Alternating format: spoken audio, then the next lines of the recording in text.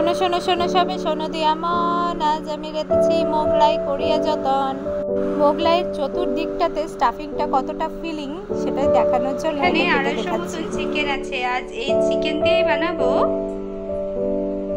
মোগলাই। চিকেনটাকে ভালো করে ধুয়ে নিয়ে আগে থেকে এর মধ্যে ভিনিগার দিয়ে 1 চামচ মতন ভিনিগার দিয়ে ম্যারিনেট করে রেখেছি, আর পরিমাণ মতো নুনও দিয়ে রেখেছি। একটা প্যানে পরিমাণ মতো সর্ষের তেল দিয়ে নিয়েছি, আর এই সর্ষের তেলটা বেশ ভালোভাবে গরমও হয়ে গিয়েছে। এখন এর মধ্যে 1.5টা মতন মিডিয়াম সাইজের পেঁয়াজকে বেশ ভালোভাবে কেটে রেখেছিলাম সেগুলো দিয়ে নিচ্ছি। এগুলো মোটামুটি একটু বড় সাইজেরই ছিল। পেঁয়াজ কুচিটা দিয়ে নেওয়ার পরে ভালো করে মিশিয়ে নিচ্ছি। পরিমাণ মতো নুন দিয়ে নিচ্ছি। পরিমাণ মতো নুন দিয়ে নিয়ে ভালো করে পেঁয়াজটার সাথে মিশিয়ে নিচ্ছি।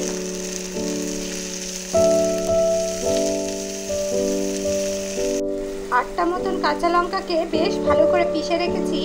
এবারে এই পিষে নেওয়া মশলাটা, 8টা মতন কাঁচা লঙ্কাকে বেশ ভালো করে পিষে রেখেছি, এই লঙ্কার পেস্টটাও এর মধ্যে দিয়ে নিচ্ছি। 2 ইঞ্চ মতন আদা, 10টা মতন রসুনের কোয়া বেশ ভালো করে বেটে নিয়েছি। আদা আর রসুন বাটাটাও এবারে দিয়ে নিচ্ছি। পেঁয়াজ, আদা, রসুন সমস্ত কিছু দিয়ে নেওয়ার পরে আর লঙ্কা বাটাটাও দিয়ে নেওয়ার পরে ভালো করে এগুলোকে মিশিয়ে নিচ্ছি। এর মধ্যে 1/2 টিস্পুন মতন ব্যবহার করছি। সব কিছুকে খুব ভালো করে মিশিয়ে নিয়েছি। 3 মিনিট মতন মিশিয়ে নেওয়ার পরে আমি এটাকে ভাজাও করে নিয়েছি। এবারে আগে থেকে ম্যারিনেট করা মাংসটা এর মধ্যে দিয়ে নিচ্ছি। সম্পূর্ণ মাংসটা দিয়ে নেওয়ার পরে এর মধ্যে ভালো করে মিশিয়ে নেব। বন্ধুরা, আমি মাছ, মাংস বা ডিম কোনোটাই খাই না, কিন্তু বাড়িতে সবাই খেতে ভালোবাসে বলে বানিয়ে দিচ্ছি। এর মধ্যে আমি 1 চামচ মতন Maggi hot and sweet sauce দিয়ে নিয়েছি।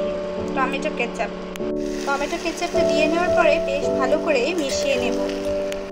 সব কিছুকে খুব ভালোভাবে মিশিয়ে নেওয়ার পরে একটা ঢাকনা দিয়ে এটাকে ঢেকে রাখছি, যাতে মাংসগুলো খুব ভালোভাবে সেদ্ধ হয়। ঢাকনা দিয়ে ঢেকে রাখবো। একদম কম আছে ঢাকনাটা দিয়ে ঢেকে রাখছি 10 মিনিটের মতো। চিকেনের কিমাটাকে 10 মিনিট মতন ঢাকনা দিয়ে ঢেকে চেপে রান্না করেছি, আর খুব ভালো করে টানিয়ে নিয়েছি। আর এটা দেখুন এখন একদম শুকনো শুকনো হয়ে গিয়েছে। সমস্ত মাংসের কিমাটাকে একটা পাত্রে নিয়ে নিয়েছি, আর এই কিমাটা দিয়েই তৈরি হবে মাংসের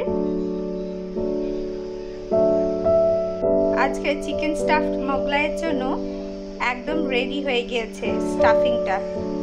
স্টাফিংটাকে একটা পাত্রে উঠিয়ে নিয়ে ঠান্ডা করে নিচ্ছি। ময়দাটাকে ভালো করে মেখে নিয়েছি। ময়দাটা মাখবার সময় অল্প একটু রিফাইন্ড অয়েল দিয়ে ময়ান দিয়ে নিয়েছিলাম, পরিমাণ মতো নুন দিয়ে আর জল দিয়ে উষ্ণ গরম জল এর মধ্যে ব্যবহার করেছি।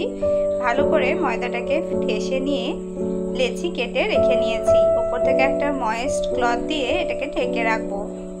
ওপর দিয়ে একটা ভেজা কাপড় দিয়ে ঢেকে নিলাম। এখানে একটা ডিমকে ফাটিয়ে নিয়েছি। ডিমটার মধ্যে পরিমাণ মতো নুন দিয়ে নিয়েছি। কম পরিমাণে ম্যাগি মশলা দিয়ে নিয়েছি। এটাকে খুব ভালো করে একটু ভুজে নিচ্ছি। যে স্টাফিংটা রেডি করেছিলাম সেই স্টাফিংয়ের একটা পোর্শন এর মধ্যে দিয়ে নিয়েছি। সমস্ত মিশ্রণটাকে খুব ভালো করে ডিমের সাথে মিশিয়ে নিচ্ছি।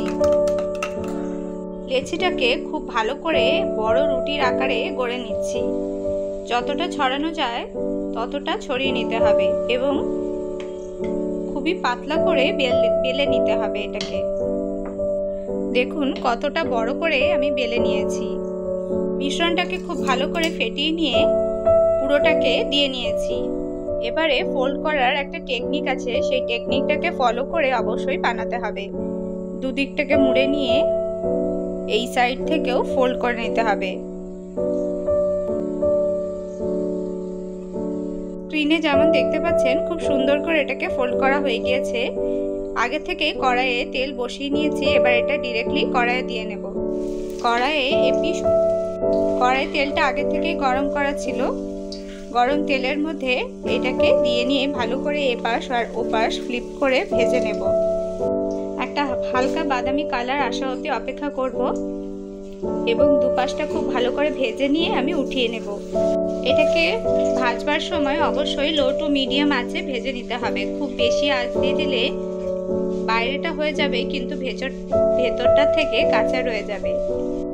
মোগলাইয়ের দুটো পিঠই খুব ভালোভাবে ভাজা হয়ে গিয়েছে, আর এটা ভেতর থেকেও পুরোটা ভালোভাবে ডিমটা সেদ্ধ হয়ে গিয়েছে। এটা যখন দেখতে পাবেন ফুলে এসছে তখন বুঝতে পারবেন যে ভেতরটাও খুব ভালোভাবে ভাজা হয়ে গিয়েছে। এটা ভালোভাবে ভাজা হয়ে গিয়েছে বলে আমি উঠিয়ে নিচ্ছি। দেখুন ফুলে পুরো ডাবল হয়ে গেছে, ডাবল সাইজের হয়ে গিয়েছে। এটা মোগলাইটা সার্ভ করার আগে এরকম ছোট ছোট পিসে কেটে নেবেন যাতে খেতে সুবিধে হয়। মোগলাইটা খুব ভালোভাবে আমি সার্ভ করে নিয়েছি। এরকমই আরও নতুন রেসিপি দেখবার জন্য আমাদের চ্যানেলটি অবশ্যই সাবস্ক্রাইব করে রাখবেন। পাশে থাকা বেল বাটনটিতে প্রেস করে দেখবার জন্য অনেক ধন্যবাদ।